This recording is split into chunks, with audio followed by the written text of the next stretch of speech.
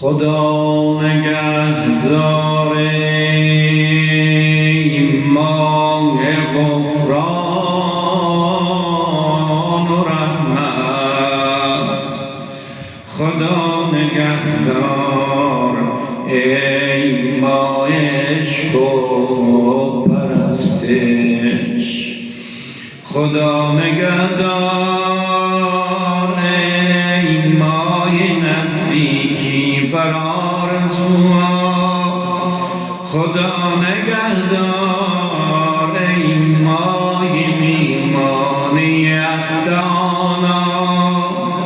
خدا نگهدار ای دوریت سخت و جانکاه. خدا نگهدار ای بهترین ماه الله.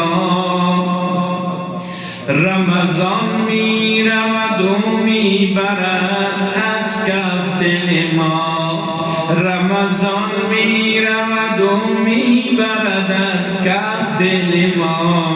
آی آن که یک ماه صفا یافت از او محفل ما. آن که یک ماه صفا یافت از او محفل ما. رمضان عقده گشا بود گنهکاران را. رمضان عقده گشا بود گنهکاران را. وای اگر او رود حل نشود مشکل ما. وای اگر او رود حل نشود مشکل ما. حال که ای ماه خدا می روی آهسته برو. حال که ای ماه خدا می روی آهسته برو. که ندانی چه کند رفتن تو با دل ما.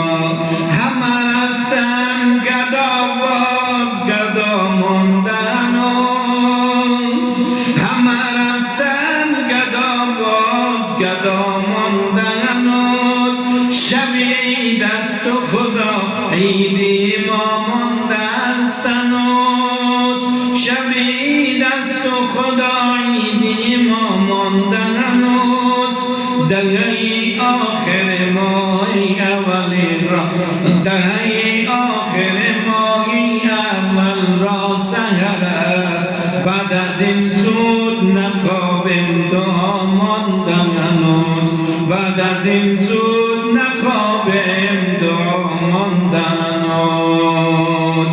قبولیت طاعات عبادات همه مؤمنین حاضرین بر محمد و آل محمد الصمیم قلب بلند صلوات.